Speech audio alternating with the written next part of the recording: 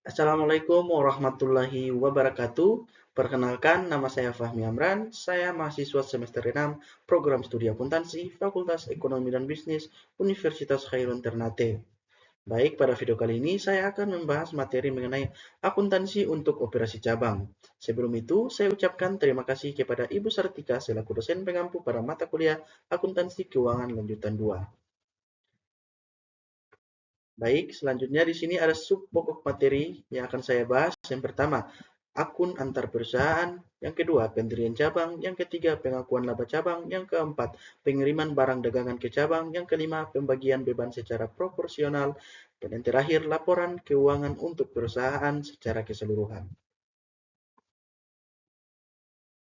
Sebelum itu ada latar belakang yang dimana akuntansi cabang yang dikembangkan untuk memastikan kendali dan konsistensi pelaporan keuangan saat perusahaan memiliki unit di beberapa lokasi. Dengan standar pencatatan dan format laporan yang seragam, cabang bisa menyusun buku besar sendiri atau mencatat mutasi melalui akun memorandum di kantor pusat, sehingga proses konsolidasi, rekonsiliasi, dan pengendalian biaya jadi lebih efisien. Baik, sekarang saya masuk pada subpokok yang pertama, yang dimana ada akun antar perusahaan. Akun antar perusahaan adalah akun yang dipakai untuk mencatat semua transaksi keuangan seperti penjualan, pembelian, piutang, dan utang antara dua entitas dalam satu grup perusahaan. Tujuannya untuk menjaga akurasi laporan konsolidasi dengan memudahkan rekonsiliasi dan eliminasi mutasi antar entitas agar tak terjadi duplikasi pendapatan atau biaya. Subpokok yang selanjutnya ada pendirian cabang, di mana ketika suatu perusahaan mendirikan sebuah cabang, transfer aset ke cabang dicatat oleh kantor pusat pada akun investasi di cabang. Demikian pula cabang mencatat transfer tersebut di akun kantor pusat. Sebagai ilustrasi, asumsikan bahwa PT Jaya berlokasi di Jakarta, mendirikan sebuah cabang di Medan, Sumatera Utara. Kantor pusat mentransfer ke cabang berupa kas 20 juta, peralatan kantor baru senilai 5 juta, dan peralatan toko baru senilai 30 juta.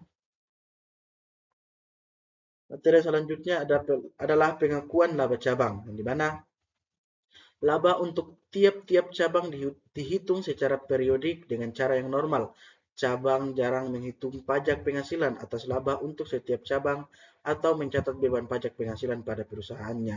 Oleh karena itu, kantor pusat dan cabang bukan merupakan badan hukum terpisah. Pajak penghasilan dihitung untuk perusahaan secara keseluruhan.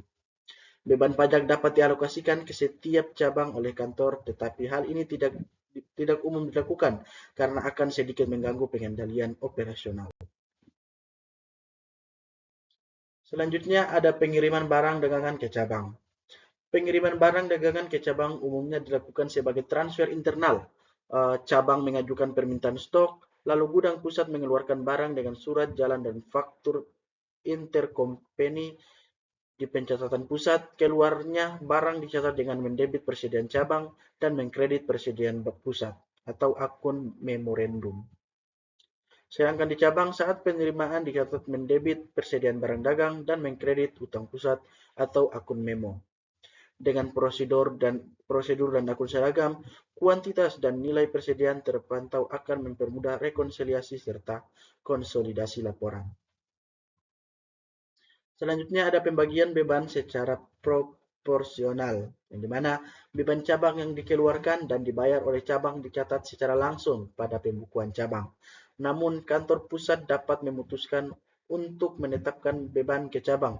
Penetapan beban dapat dibagi ke beberapa jenis, yaitu pertama, beban yang dikeluarkan oleh cabang tetapi dibayar oleh kantor pusat. Yang kedua, beban yang dikeluarkan oleh kantor pusat atas nama cabang. Dan yang ketiga, alokasi biaya yang dikeluarkan oleh kantor pusat. Selanjutnya ada laporan keuangan untuk perusahaan secara keseluruhan, di mana ketika kantor pusat dan cabangnya dapat mengelola pembukuan tersendiri untuk tujuan pencatatan pembukuan dan evaluasi internal. Laporan akuntansi eksternal mempresentasikan kantor pusat dan cabangnya sebagai entitas tunggal. Entitas pelaporan adalah perusahaan secara keseluruhan. Sedangkan penyusunan laporan keuangan perusahaan secara keseluruhan umumnya menggunakan kertas kerja untuk memudahkan penggabungan akun-akun kantor pusat dan cabang serta mengeliminasi akun-akun antar perusahaan. Baik, itulah pembahasan materi saya pada video kali ini.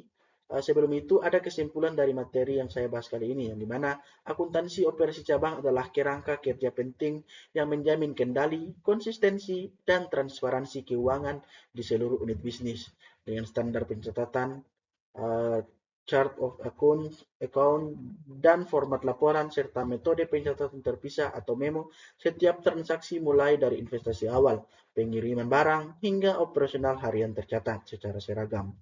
Proses rekonsiliasi dan eliminasi akun antar cabang memperlancar konsolidasi, memudahkan audit, serta mendukung analisis kinerja, pengendalian biaya, dan perencanaan anggaran perusahaan secara komprehensif.